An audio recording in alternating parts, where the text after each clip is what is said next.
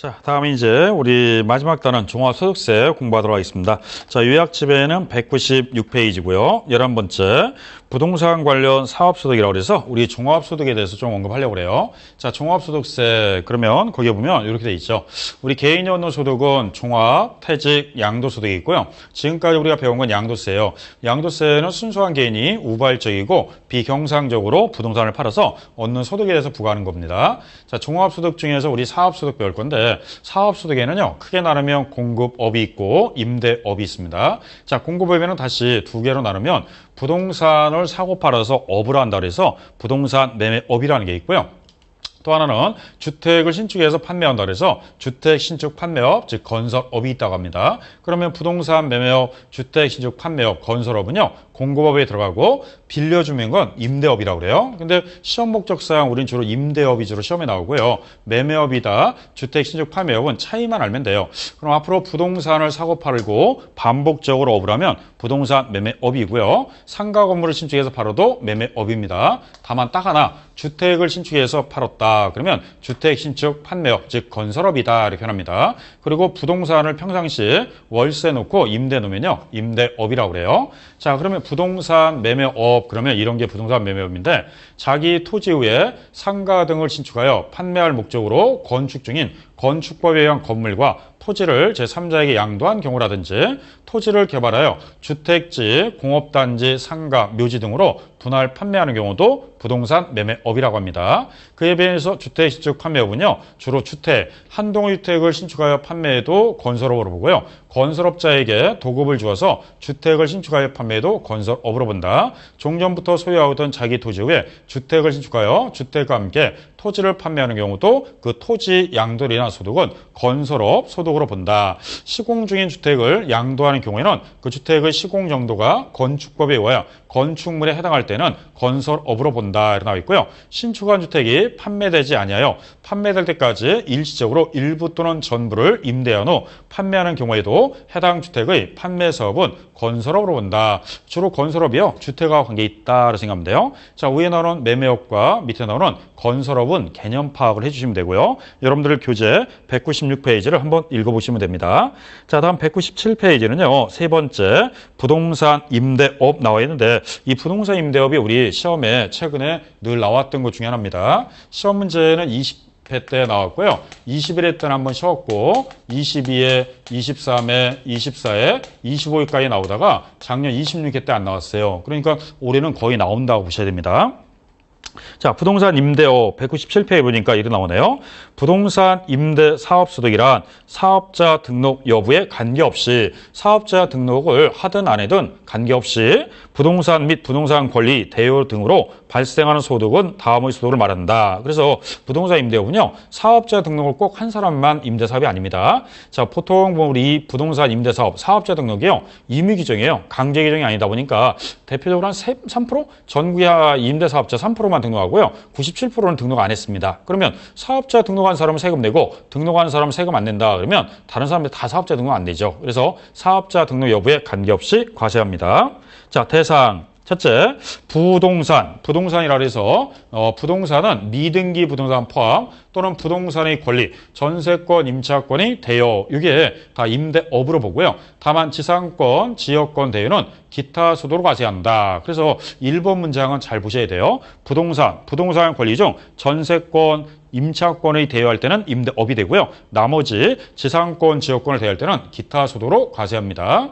자, 두 번째는 공장재단과 광업재단을 대여한다. 광업권자, 조강권자 또는 덕대가 채굴에 관한 권리를 대여한다. 자기 소유 부동산을 타인의 담보물로 사용하게 하고 사용 대가를 받은 경우, 그 다음에 광고용으로 토지 가구, 옥상 또는 측면 등을 사용하게 하고 받은 대가, 이런 것을 우리는 임대업, 과세 대상이라고 하고요. 제일 대표적인 거는 1번을 잘 보시면 돼요. 자, 다음은 이제 비과세인데, 비과세는 논밭을 작물 생산에 이용하게 함으로써 발생한 소득은 비과세 나옵니다. 자, 두 번째는요, 한 개의 주택을 소유한 자의 주택 임대 소득은 비과세한다 나와 있는데, 이 주택을 한 개 소유한 자가 그 하나의 주택을 임대했을 때는 비과세 혜택을 주겠다 이 뜻이에요. 다만 그 하나의 주택이 과세기간 종료일 또는 해당 주택 양도일 기준으로 판단하여 기준시가가 9억 원을 초과하는 고가주택은 과세합니다. 고가주택은 9억 초과하는 주택은 아무리 임대놨어도 하나 소유자라도 과세하겠다 이 뜻이에요. 과세기간 종료일 현재 또는 양도일 기준으로 판단해서 기준시가가 9억 원 초과하는 주택, 이거를 우리는 고가주택이다 표현합니다. 자, 두 번째는 국에 소지하는 주택은 주택수 및 주택 가격에 관계없이 주택의 임대소득은 과세한다. 자, 이거 아주 함정으로 잘 내죠. 해외 주택이 있으면요, 주택수에 관계없이 과세가 된다. 이렇게 나와 있습니다. 총 5번 중에 4번을 냈으니까 거의 매번 내다시피 한다. 이렇게 생각하셔야 돼요.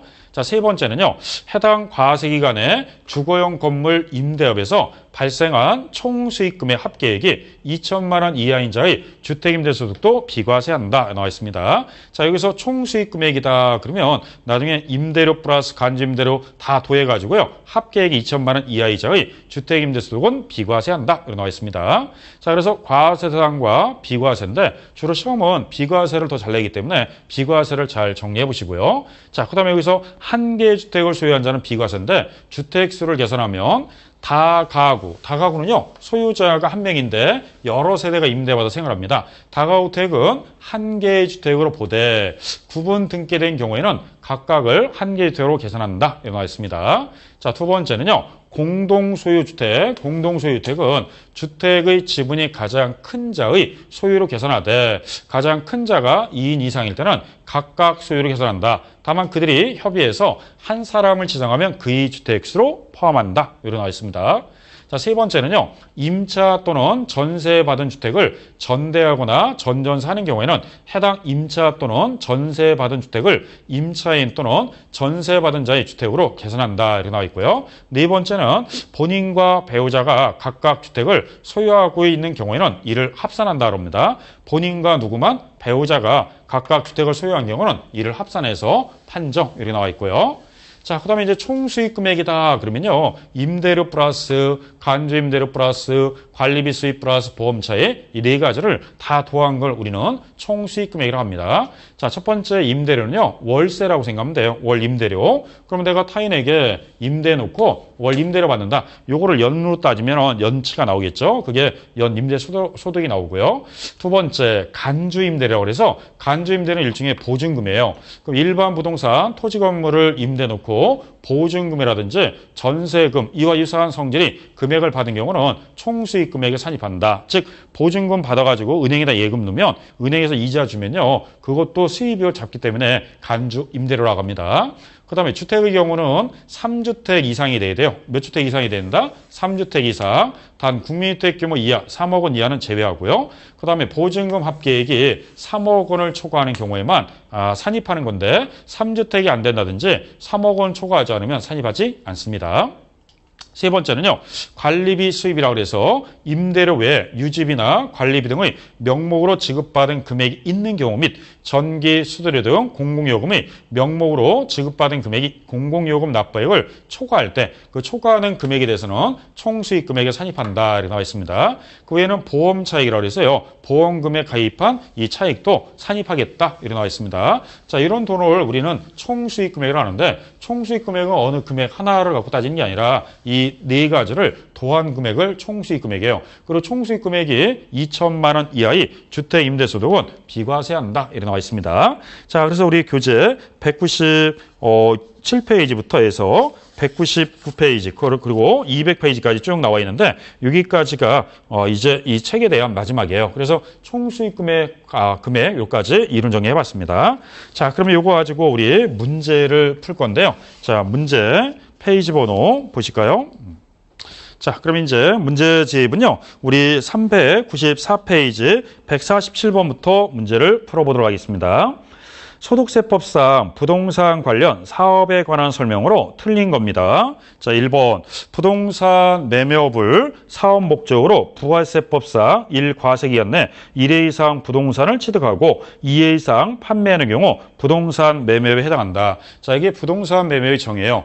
6개월 이내에 1회 이상 취득하고 2회 이상 양도하는 거를 부동산 매매업에 해당한다 이렇게 나와 있습니다. 두 두 번째, 자기 토지 위에 상가를 신축하여 판매할 목적으로 건축 중인 건축법에 의한 건물과 토지를 제3자에게 양도한 경우 부동산 매매에 해당한다. 자기 토지 위에다가 상가 등을 신축해서 팔았으면 매매업이 됩니다. 3번, 주택 신축 판매 사업자로서 한 동의 주택을 1년에 1회 신축하여 판매하는 경우 부동산 매매에 해당한다. 한 동을 1년에 하나의 주택을 신축해서 팔아도요, 건설업으로 본다 그래야지 매매업으로 본다 그러면 안 돼요. 자, 3번은 건설업입니다. 4. 토지를 개발하여 주택지, 상가 등으로 분할 판매하는 경우 부동산 매매에 해당한다. 그렇죠. 토지를 개발해서 주택지라든지 상가, 묘지 등으로 분할 판매하면 다 매매업에 해당합니다. 자, 4번. 토지를 개발하여, 4번 맞는 말이고요. 5번. 묘지를 개발하여 분묘 기지권을 설정하고 분묘 설치자로부터 지료 등을 받은 경우 부동산 임대업에 해당한다. 묘지를 개발해서 팔았으면 매매업인데 지료 등을 받고 대여할 때는 임대업에 해당합니다. 자, 그럼 147번에 틀린 거 골라라. 다음은 3번이고요. 앞으로 주택은 한 동을 지어서 1년에 한 번 팔아도 주택 신축 판매업이 됩니다. 자, 147번에 틀린 것은 3번이 되겠네요. 자, 다음 148번 가겠습니다. 소득세법상 부동산 임대업, 사업소득에 관한 설명으로 올바른 것으로 묶인 것은, 자, 기업, 미등기 부동산을 대여하고 그 대가로 받은 것은 사업소득이다. 우린 등기, 미등기 따지지 않습니다. 대여해서 얻는 소득은 다 사업소득이에요. 부동산 임대업이다 이 뜻이에요. 니은, 부동산의 권리 대여로 인하여 발생한 소득도 사업소득이며 사업소득의 대상이 되는 부동산의 권리로는 지상권, 지역권을 둘 수 있다. 자, 2번은 틀렸네요. 지금 현재 지상권, 지역권은 기타 소득으로 분류하지 임대업, 사업소득은 아니다. 자, 니은은 X. 디귿, 한 개 이하 주택을 소유하는 자의 주택임대소득, 고가주택임대소득은 제외는 비과세한다. 그렇죠. 한 개 주택을 소유한 자가 주택을 임대했을 때는 비과세한다. 디귿번 오른말. 릴, 해당 과세기간에 주거용 건물 임대업에서 발생한 총수익 합계액이 2천만 원 이하인 자의 주택임대소득은 비과세한다. 올해 말까지는 비과세가 되죠. 해당 주택임대로 인해서 발생한 총수익 합계액이 2천만 원 이하인 자의 주택임대소득은 비과세합니다. 미흡, 사업소득 중 고가주택이라면 과세기간 종료일 또는 해당 주택 양도일 현재 실질 거래가의 9억 원을 초과한 주택을 말한다. 아니죠. 기준시가 9억 원을 초과한 주택이 고가주택이지 실거래가액은 아니죠. 자, 미음번 X가 되겠네요. 자, 그러면 다음 중 올바른 것만 묶어라 그랬으니까 올바른 것은 기역, 디귿, 리을 세 가지만 올바른 거고요. 나머지는 다 틀렸네요. 자, 그러면 정답을 요구한 거는 거기 나와 있는 게 기역, 디귿, 리을 세 가지가 옳습니다. 자, 다음에 이제 149번 문제로 가겠습니다. 자, 149번 문제. 소득세법상 거주자의 부동산 임대업에서 발생하는 소득에 관한 설명으로 옳은 것은 1. 지역권을 대여함으로써 발생한 소득은 사업소득이다. 지역권을 대여해서 발생한 소득은 기타 소득이죠. 지역권. 자, 1번은 X. 두 번째, 지상권을 대여함으로써 발생한 소득은 사업소득이다. 지상권도 기타 소득에 들어가야죠. 2번도 X. 3. 미등기 부동산을 임대하고 그 대가를 받은 것은 사업소득이 아니다. 아니죠. 미등기 부동산도 사업소득에 들어가야죠. 3번 X. 4. 자기 소유 부동산을 타인의 담보로 사용하게 하고 사용 대가를 받은 것은 사업소득이다. 그렇죠. 자기 소유 부동산을 타인에게 담보로 사용하게 하고 사용 대가를 받은 것은 사업소득이다. 4번은 옳은 말이네요. 5. 국외 소재 주택을 임대하고 그 대가를 받은 것은 사업소득이 아니다. 국외 소재하는 주택은요, 주택수, 가격에 관계없이 무조건 사업소득으로 봐야죠. 자, 5번 X가 되겠네요.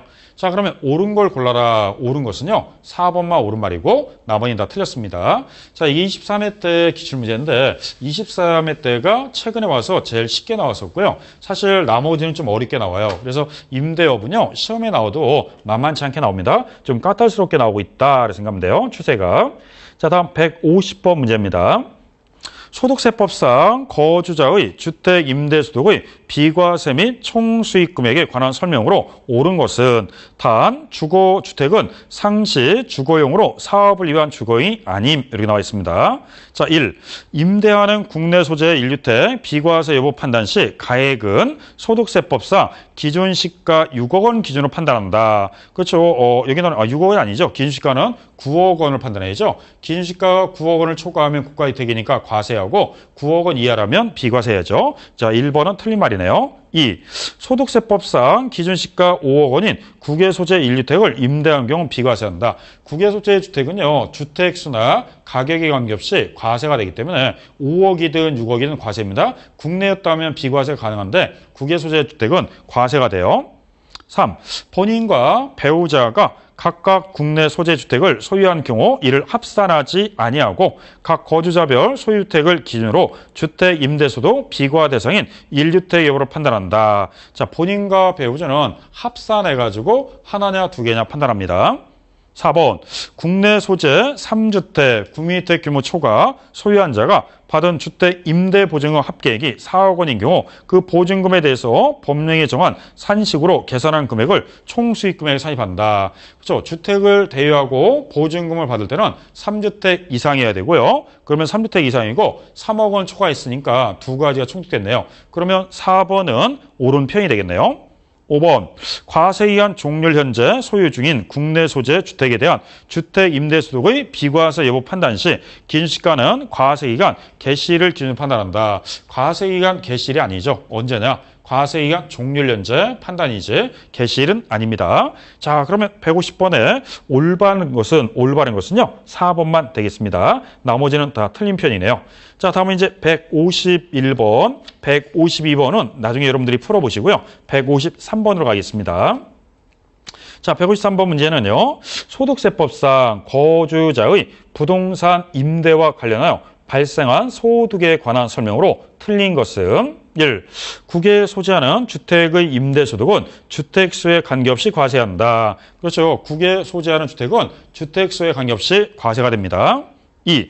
3주택 법령에 따른 소유주택이 아님을 소유하는 자가 받은 보증금 합계액이 2억 원인 경우 법령으로 정하는 바에 따라 계산한 간주 임대료를 사업소득 총수익금액에 산입한다. 자, 주택은요 3주택 이상이 돼야 되고 그다음 보증금 합계액이 3억 원 초과해야 되는데 거기는 3주택은 맞는데 보증금 합계액이 2억 원이라면 총수익금액에 산입할 수 없죠. 자, 2번은 틀린 편이고요. 3번 2주택 법령에 따른 소유주택 아닌과 2개의 상업용 건물을 소유한 자가 보증금을 받은 경우 2개의 상업용 건물에 대해서만 법령에 정하는 바에 따라 계산한 간주임대료를 사업소득 총수익금액에 산입한다. 이렇게 나와 있습니다. 자, 일반 부동산은요. 금액과 관계없이 보증금 X 그 다음에 상가 건물 수와 관계없이 총수익금액에 산입하고 주택의 경우는 3주택 이상이어야 되고요. 3억 원을 초과했을 때만 이 총수익금액에 간주임대를 계산합니다. 그러면 주택 2개와 상가 2개라면 주택은 충족 요건이 안 됐으니까 산입하면 안 되고 상가만 산입한다. 자, 3번 옳은 말. 4번 주택 임대소득이 과세되는 고가주택은 과세기간 종료 현재 기준시가 9억 원을 초과하는 주택을 말한다. 그렇죠. 9억 원을 초과하는데 기준시가 9억 원입니다. 5. 사업자가 부동산을 임대하고 임대료 외에 전기료, 수도료 등 공공요금이 명목으로 지급받은 금액이 공공요금 납부액을 초과할 때는 초과하는 금액은 사업소득 총수익금액에 산입한다. 그렇죠. 관리비나 유지비 외에 임대료 외에 관리비나 유지비 받고 전기료, 수도료를 받아서 초과했을 때는 총수익금액에 산입한다. 이렇게 나와 있습니다. 자, 153번에 틀린 거 그랬으니까 답은 2번이 되겠습니다. 자, 마지막 이제 154번. 소득세법상 국내 소재하는 주택을 임대한 경우 발생하는 소득에 관한 설명으로 틀린 것. 단 아래의 주택은 상시 주거용으로 사용하고 있음. 자, 1. 주택 한 채만을 소유하는 거주자가 과세기간 종료 현재 기준시가 10억 원인 해당 주택을 전세금을 받고 임대하여 얻은 소득에 대해서는 소득세가 과세되지 않는다. 자, 1번을요. 수험생들이 많이 헷갈려하는데 1번을 잘 보시면요. 고가주택이에요. 그런데 이걸 월세를 놨으면 월 임대료가 있기 때문에 수입이 있는데 전세금을 받았다면은 이때는 임대 소득이 없어요. 그래서 1번은 과세하지 않습니다. 자, 1번이 잘 이해가 안 가면 2번을 읽어보면 좀 더 이해가 됩니다. 2번. 주택 두 채를 소유한 거주자가 한 채는 월세 계약으로 나머지 한 채는 전세 계약 형태로 임대할 경우 월세 계약에 의하여 받은 임대료에 대해서만 소득세가 과세된다. 주택은 두 개인데 하나는 내가 월세 놨고 하나는 전세 놨다면 전세에서는 수입이 없어요. 그러면 월세 논 것만 수입이 있기 때문에 월세 논 집만 수입으로 잡는다. 그것만 소득세가 과세된다 이 뜻이에요. 그럼 1번은 전세를 놨기 때문에 전세금을 받은 거는 수입이 없기 때문에 대상이 아니고 2번 마냥 월세와 전세 중 월세에 놓은 것만 과세하겠다 이 뜻이에요. 자, 3번. 거주자의 보유주택 수를 계산함에 있어 다가구 주택은 한 개의 주택으로 보되 구분 등기된 경우는 각각 한 개의 주택으로 계산한다. 그렇죠. 다가구 주택은요. 한 개의 주택으로 보되 구분 등기된 경우는 각각 한 개의 주택으로 본다. 4.